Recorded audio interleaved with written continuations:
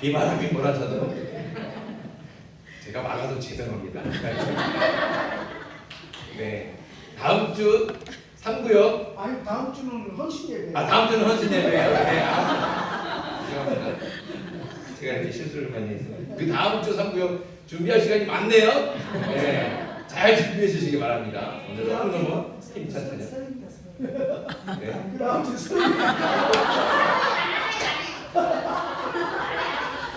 상부에 계속 비바람이 앞길을 막아도 찬양은 무조건 합니다. 그러게요. 3구역은 조금 더 1월 마지막 주가 되겠네요. 잘 준비하시고, 네, 오늘 너무너무 2구역 진짜 힘찬 찬양, 하나님께 영광이 되고 우리에게 힘이 될 줄 믿습니다. 자, 오늘 우리가 이제 마태복음 말씀, 우리가 이제 그 찬양 예배, 찬양 예배, 주일 밤 예배 때 계속 사무엘하 말씀을 나눴잖아요. 이제 사무엘하를 우리가 끝까지는 보지 않았지만 이제 우리가 다시 새롭게 새벽에 마태복음 말씀을 보고 있어서 맞춰서 보조를 맞춰서 마태복음 말씀을 같이 보면 좋겠다. 그래서 이제 마태복음을 같이 보도록 하겠습니다. 성경에는 복음서가 몇 개 있습니까? 네, 4복음서죠. 마태, 마가, 누가, 요한. 네. 이 복음서의 주제는 뭐예요? 내용이 뭐예요? 핵심이? 그렇죠. 족보가 핵심은 아니죠. 네, 족보가 핵심은 아니에요. 네. 예수 그리스도죠. 네, 예수 그리스도께서 하나님께서 이 세상을 구원하시기 위해서 하나님의 아들 예수님을 이 땅에 메시아로 보내주셨다. 그래서 그 메시아로 오신 예수님께서 인류를 구원하시기 위해 십자가를 지고 죽으셨다가 다시 3일 만에 다시 부활하셔서 모든 인류를 부활에 동참하게 하는 부활의 첫 열매가 되셨습니다. 이게 4개 복음서에 똑같이 나오는 주된 내용이고 핵심 주제입니다. 자, 그런데 내용도 똑같고 주제도 같은데 뭐하러 똑같은 내용을 4개씩이나 4번씩이나 반복해서 우리한테 보여주고 있을까요? 사실은 똑같다고 말을 했지만 사실은 뭐예요? 4개 복음서가 다 다르기 때문이에요. 같지가 않죠. 틀리다는 겁니다. 틀리다는 게 아니라 다르다는 거죠. 4개 복음서 모두 예수님의 사건을 핵심적으로 다루고 있기는 하지만 그런 점에서 공통점이 있지만 저자에 따라서 관점의 차이가 있고 강조하는 부분들이 다 다르다는 겁니다. 그래서 각각의 복음서들은 분명한 차이들을 가지고 있습니다. 이것이 왜 중요하냐?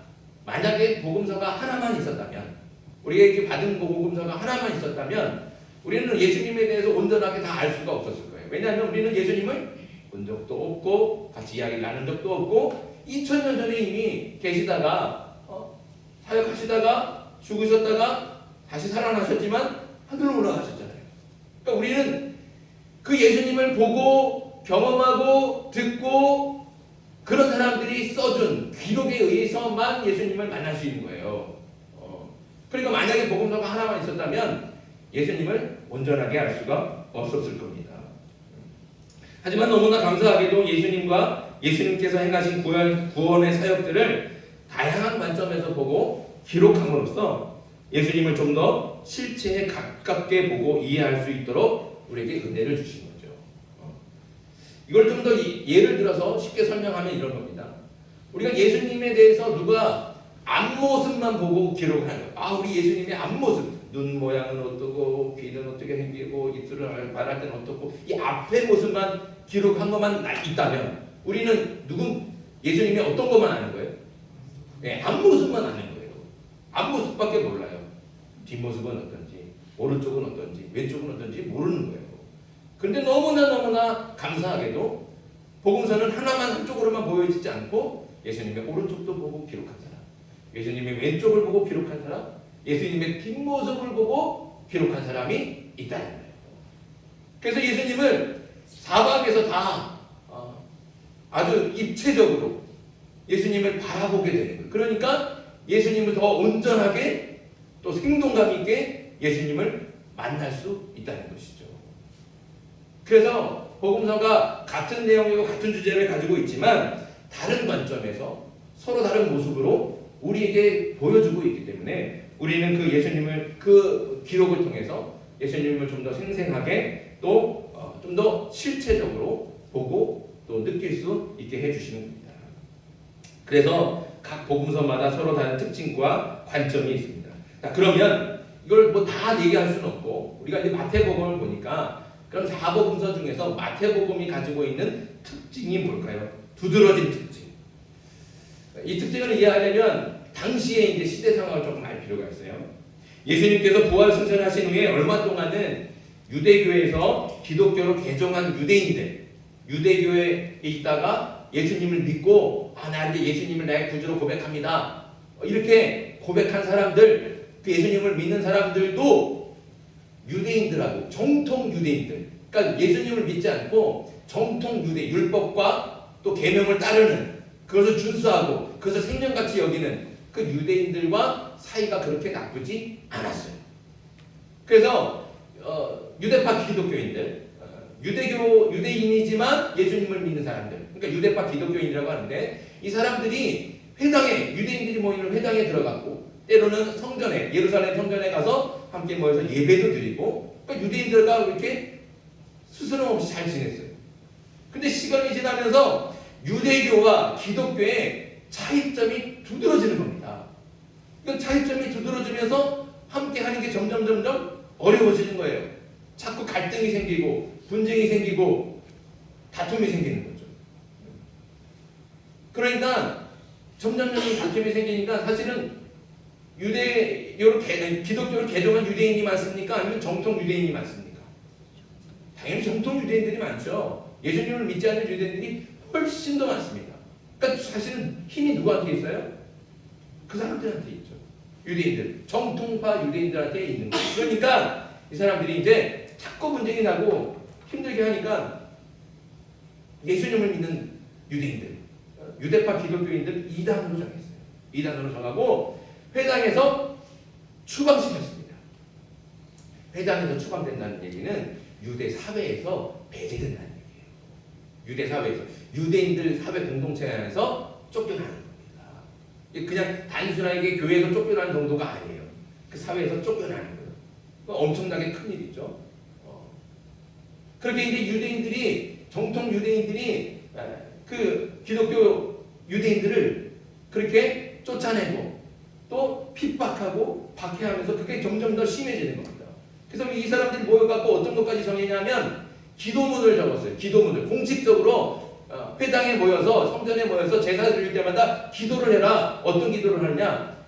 예수님을 믿겠다고 개종한 유대인들을 저주하는 기도가 18문장이나 돼요. 18문장.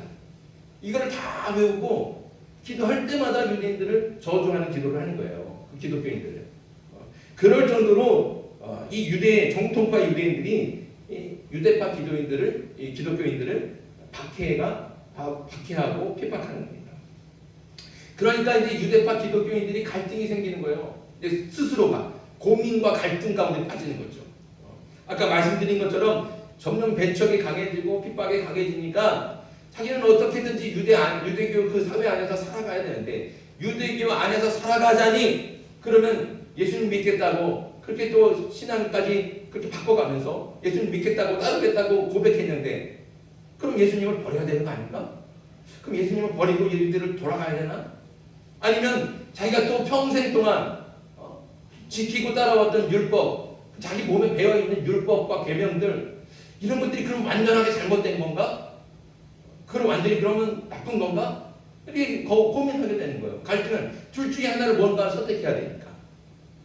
더 깊은 고민과 갈등 가운데 있을 때, 그럴 때 그렇게 유대교와 기독교 사회에서 고민하고 갈등하는 그 유대파 기독교인들, 그리고 예수님을 모르는 생짜 유대인들, 또 예수님을 믿지 않는 거부감을 가지고 있는 유대인들에게 예수님을 잘 알려주기 위해서 기록한 책이 마태복음이라는 겁니다. 그래서 마태복음의 가장 큰 특징은 마태복음을 읽는 사람들이 특징인 거예요. 마태복음은 누가 주로 읽는다고 했어요? 누가 주로 읽어요? 유대인들입니다. 이방인들이 읽지 않고, 이방인들을 생각하면서 쓴 책이 아니에요. 유대인들을 생각하면서 이 마태복음을 유대인들이 어떻게 하면 거부감 없이 잘 읽을까? 이런 생각을 쓰면 항상 하면서 기록한 책이 바로 마태복음이라는 겁니다. 자, 그걸 어떻게 알 수 있느냐? 마태복음에는요, 구약에 대한 인용이 다른 복음서하고 비교할 수도 없을 만큼 엄청나게 많이 인용하고 있습니다.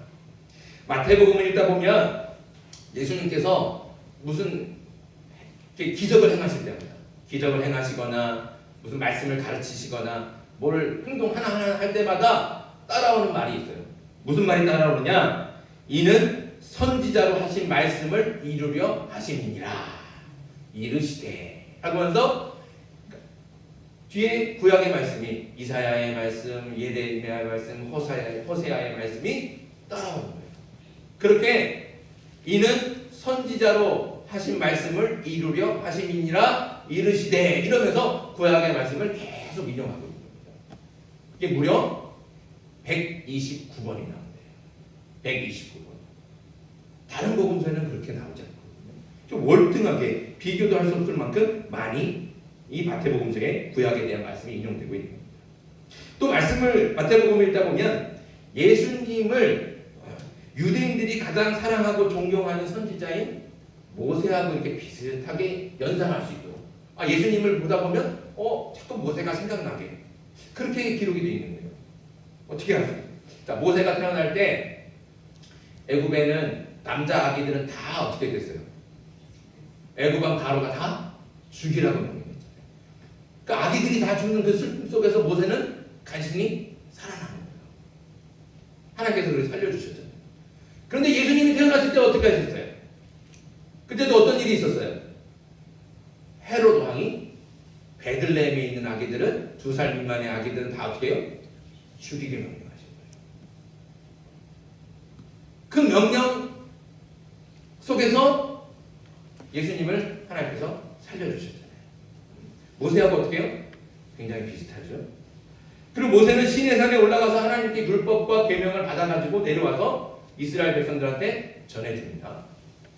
근데 예수님은 어떻게 하실까요? 예수님께서도 산에 올라가셔서 산에서 하나님의 말씀을 전하시고 복음을 전하시고 새로운 계명을 알려주시죠. 그게 마태복음 5장부터 시작이 되는 산상수훈입니다. 그래서 모세와 예수님을 굉장히 비슷한 모습으로 표현하고 있죠. 이렇게 마태복음은 예수님을 제2의 모세. 그러니까 이 말씀 안에서 뭐냐면 모세가 율법을 가지고 오잖아요. 모세는 어떤 사람이냐면 이스라엘 백성들한테 율법을 준 사람이에요. 율법을 가져다 준 사람. 근데 예수님도 어떤 분이에요? 예수님도 하나님께 말씀을 받고 새로운 율법을 이스라엘 백성들한테 전해주는 모세와 같은 위대한 선지자라는 거죠. 근데 모세와 같은이 아니라 모세보다 월등하게 뛰어나신 분이라는 거예요. 그게 바로 예수님이라는 것이죠. 이렇게 구약을 많이 인용하고 또 마태복음 속에서 모세를 생각나도록 기록하고 있는 것, 그리고 율법에 대해서도 이렇게 부정적으로 얘기하지 않고 친근하게 표현하고 있는 것, 이것들을 바라보면 그렇게 쓰여진 마태복음을 보면 전제가 있다는 거죠. 전제. 이렇게 읽은 사람들이, 마태복음을 읽는 사람들이 당연히 그러면 구약을 많이 인용한다는 얘기는 뭐예요? 이것을 읽는 사람들이 구약을 잘 안다는 거예요. 율법에 대해서도 친근하다. 그런 거는 율법에 거부감이 없다는 거죠.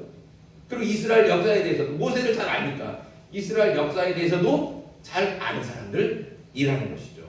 마태복음을 읽는 사람들이 바로 그런 사람들이라는 겁니다. 그러면 구약에 친숙하고 또 율법에도 친숙하고 이스라엘 역사를 잘 아는 사람은 누구예요? 이방인이 그러겠습니까? 그렇지 않죠. 유대인이에요. 그래서 마태복음은 유대인들이 이 복음을 읽고 거부감 없이 예수님을 이해하고 믿을 수 있도록 최대한 유대인의 입장에서 유대인의 관점으로 복음서를 기록하고 있는 겁니다. 이것이 마태복음이 다른 복음서와 구별된 특징입니다. 오늘 본문 우리가 마태복음에 나오는 첫 번째 나오는 족보에 대해서 읽었는데 이 족보도 딱 마태복음이 이 족보를 시작하거든요. 이 족보 자체가 이 마태복음이 굉장히 유대적이다라고 하는 것을 우리에게 가르쳐주고 있습니다. 오늘 보면 예수님의 족보인데 우리가 사실 족보 읽기가 어렵잖아요. 누가 누구를 낳고 누가 누구를 낳고 이게 안에 무슨 의미가 있는지 사실 깨닫기가 힘들어요. 그런데 이 안에도 분명히 하나님께서 주시는 은혜가 있고 또 우리에게 깨닫기를 원하시는 하나님의 뜻이 있다는 겁니다. 이 족보 안에 자 먼저 마태는 이 족보를 기록하면서 특별히 의도적으로 기록을 하고 있는데 어떻게 기록을 하고 있냐면 이스라엘의 역사를 세 개로 나누는 거예요. 세 개. 어떻게 나누냐? 아브라함부터 다윗까지, 그리고 다윗부터 바벨론에 멸망할 때까지, 그리고 바벨론의 멸망을 당해서 포로로 끌려간 다음부터 예수님이 태어나시는 그때까지. 이렇게 이스라엘의 역사를 총 세 개의 시기로 구분하는 거예요. 그리고 그 세 개의 시기를 각 시기마다 14대, 14대로 딱딱 끊어지게 기록하고 있습니다. 그런데 여러분들 우리 족보, 우리 사람의 역사가 어떻게 딱 세 개가 구분이 돼서 그 시기마다 딱 14대로 잘라질 수 있어요? 그럴 수가 없죠. 그럴 수가 없는 거예요. 그러니까 실제로 보면 이 안에는 사실 생략된 사람들이 많습니다. 생략된 조상들이 빠진 사람들이 많다는 거예요. 실제로 누가복음에도 족보가 나오는데 누가복음의 족보와 마태복음의 족보는 차이가 있죠. 다릅니다. 그러면 왜 마태는 왜 의도적으로 이렇게 잘라넣어서 세 개로 구분하고 14대씩 끼워넣었을까? 14라고 하는 숫자가 또 비밀이에요. 14는 뭐 곱하기 2가 14예요? 네. 7 곱하기 2가 14예요. 네, 7 곱하기. 7은 근데 유대인들에게는 완전수예요. 완전수. 하나님께서 며칠 동안 세상을 창조하셨어요? 네, 7일 동안 창조하셨어요. 그러니까 7이라고 하는 숫자는 하나님의 숫자예요. 왜 하나님의 숫자냐? 하늘과 땅과 바다, 그리고 동서남북. 그러니까 온 세상을 완벽하게 가르쳐주는 거예요. 하나님께서 만드신 세상. 그러니까 7. 이 숫자는 하나님의 숫자 완전수예요. 그리고 그 7을 두 번 곱한 14도 완전수죠. 그것도 마찬가지로 하나님의 숫자. 그러니까 이스라엘의 역사를 14대, 14대, 14대 이렇게 기록하면서 이스라엘의 역사가 하나님의 섭리 가운데 완전하게 하나님의 섭리 가운데 있다라고 하는 것을 보여줍니다. 그러면서 예수님을 어떻게 해요? 구약하고 연결시키는 거예요. 갑자기 어디서 튀어나온 게 아니라 구약의 흐름 속에서 아브라함부터 이어져 오는 그 흐름 속에 예수님이 있다는 것을 우리에게 보여주고 있는 것이죠. 그래서 예수님을 표현할 때 여기 또 족보에 뭐라고 했냐면 예수님을 아브라함과 다윗의 자손이다라고 말씀하고 있잖아요. 그건 역시 아브라함은 누가 잘 알아요? 다윗은 누가 사랑해요? 유대인들이잖아요. 그러니까 아브라함과 다윗의 자손 그러면 유대인들이 동질감을 느끼는 거예요. 예수님을 그렇게 표현하고 있는 거예요. 그러니까 이 족보 자체가 유대인들에게 유대적으로 이렇게 기록되고 있다는 것이죠. 그래서 이 족보를 보면 그렇게 생략된 사람들이 많이 있지만 이 족보를 통해서 유대인들의 역사가 설명이 되고 있는데 이것을 이해하려면 기본적으로 유대인의 이스라엘의 역사를 잘 알고 있는 사람이어야 된다는 것이죠. 생략되었음에도 불구하고 하나님께서 어떻게 이 역사 가운데 섭리하시는지를 아는 사람들은 유대인들이에요. 그러니까 이 족보 자체도 이 마태복음이 유대인들을 위해서 기록이 되었다는 것을 우리에게 보여주고 있는 것입니다. 자, 오늘 족보에서 지난 새벽에는 아까 말씀드린 아브라함과 다윗의 자손 이 말씀을 통해서 은혜를 나눴는데 오늘은 족보에 기록된 여성들 속에서 은혜를 나누려고 합니다. 사실 이스라엘 족보에 여성의 이름이 나온다는 것은 사실 있을 수 없는 일이죠. 굉장히 특이하고 이상한 일입니다. 왜 그렇습니까? 여러분들 여러 번 말씀드려서 죄송하지만 당시 여성은 사람 취급을 못 받았어요. 사람 취급을 못 받았어요. 그러니까 족보에는 여성의 이름이 안 나와요. 누구만 나와요? 네, 남자들의 이름만 나와요. 그런데 오늘 이 예수님의 족보에는 여자가 나온다는 거죠. 여성의 이름이 나오죠. 그게 굉장한 사건입니다. 이게. 그런데 예수님의 족보에 이렇게 여성이 나오는데 몇 명이나 나와요? 무려 5명이 나옵니다.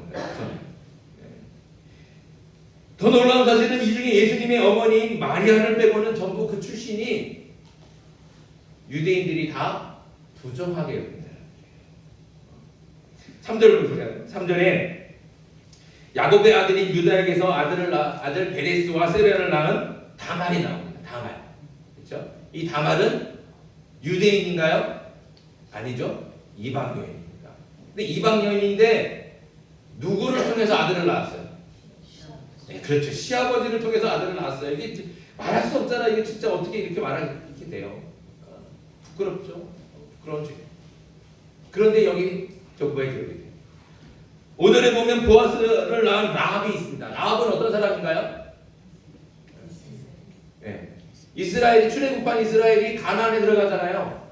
가나안에 들어갈 때 가기 전에 정탐을 보냈어요. 정탐을 보냈는데 여리고에서 발각이 난 거예요. 들통이 났어요. 잡혀가서 끌려갈 뻔해요. 근데 그걸 누가 숨겨줘요? 네, 맞아요. 여리고에 사는 라합이 숨겨주는. 그래서 그 정탐을 숨겨줘서 이스라엘이 무사히 여리고를 정복할 수 있었어요. 여리고를 정복하면서 그 성이 무너지고 그 성에 살던 사람들이 다 죽었어요. 그런데 누구만 살았어요? 라합과 라합의 가족만 살았어요. 그래서 그렇게 살아서 그냥 살았다 이게 끝나는 게 아니라 오늘만 예수 그리스도의 족보에 이르게 나온 겁니다. 마찬가지로 가나안 족속이에요. 이방인이죠. 자, 5절 뒤에 보면 또 보아스와 결혼해서 다윗의 증조 할아버지인 오벳을 낳은 룻. 룻은 유대인입니까? 자, 어디 사람이에요? 모압 여인이에요. 모압 여인. 모압 사람이라 이방 여인이죠. 거기다가 과부예요. 그러니까 이 사람들이 전부 다 유대인들이 다 부정하게 여기는 사람들이에요. 그리고 6절에 솔로몬을 낳은 바세바. 바세바는 사실 유대인인지 이방인인지 정확히 잘 몰라요. 그런데 중요한 사실은 유대인의 이 바세바의 남편, 원래 남편이 누구예요? 우리야. 우리야는 가나안 족속인 헷 족속 사람이에요. 헷 족속의 우리야예요. 그러니까 이 여인이 유대인이라고 하더라도 누구하고 결혼한 거예요? 이방인과 결혼했어요. 이방인과. 그러니까 사실 이방인과 결혼했기 때문에 부정하게 여기는 사람인 거죠. 그러니까 여기 등장하는 사람이 마리아 빼고는 전부 다 유대인들이 다 부정하게 여기는 사람들이에요. 그런데 더 놀라운 것이 있어요. 더 놀라운 것. 자, 솔로몬을 낳은 바세바는 이름도 안 나와요. 이름이 안 나오고 뭐라고 나와요? 뭐라고 나와요? 오늘 말씀에 뭐라고 나와요? 우리아의 아내라고요. 근데 누구의 아들을 낳았어요? 다윗의 아들을 낳았다고요. 다윗의 아들. 그러니까 다윗의 아들을 낳았으면 그 여인이 누구의 아내라고 나와야 되는 게 맞아요.